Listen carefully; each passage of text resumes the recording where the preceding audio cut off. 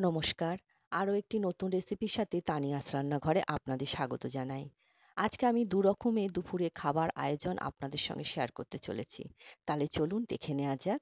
আছে বাটির ছাপ দেয়া ১ বাটি গরম ভাত, নিলাম একটা কাঁচা লঙ্কা, সামান্য একটুখানি নুন নিয়েছি, ১ টুকরো পাতিলেবু আর নিলাম ২ টুকরো শসা। আজকে ইলিশ মাছ ভাজা করা হয়েছে। ইলিশ মাছ ভাজার তেলটাও নিয়েছি।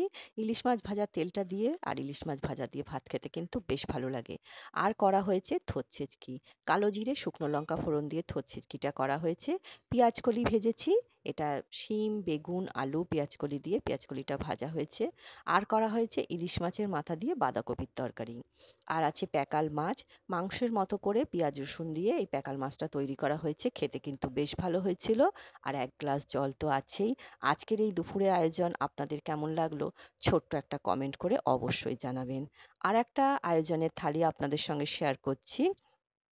আছে বাটির ছাপ দেয়া ১ বাটি গরম ভাত, নিচ্ছি একটা কাঁচা লঙ্কা, সামান্য একটুখানি নুন নেব, ১ টুকরো পাতিলেবু আর নিচ্ছি ২ টুকরো শসা। আর ২ টুকরো পেঁয়াজও নিলাম। আজকে করা হয়েছে লাল শাক ভাজা। ৫ ফোড়ন আর শুকনো লঙ্কা ফোড়নে দিয়ে লাল শাকটা ভেজেছি। একটা পাঁচমিশালি সবজি করেছি। এটা ভাজাই করা হয়েছে। এর মধ্যে আছে গাজর, পেঁয়াজকলি, বাঁধাকপি, আলু সমস্ত কিছু দিয়েই ডালের সাথে খাওয়ার জন্য এই সবজিটা ভাজা হয়েছে। এই সবজিটা ভাজা খেতে কিন্তু বেশ ভালো লাগে। একবার ট্রাই করে দেখতে পারেন। তৈরি করা হয়েছে মুসুরির ডাল। মুসুরির ডাল আর মুগ ডাল একসাথে করে রাঁধুনি আর জিরে ফোড়ন দিয়েছি আর কাঁচা লঙ্কা, ধনেপাতা দিয়ে এই ডালটা তৈরি করা হয়েছে। মুগ ডাল আর মুসুরির ডাল একসাথে করে কিন্তু ডাল তৈরি করলে খেতে কিন্তু বেশ ভালো লাগে। আর তৈরি করা হয়েছে চিংড়ি কষা। চিংড়ি মাছ একদম কষা, কষা করে তৈরি করা হয়েছে।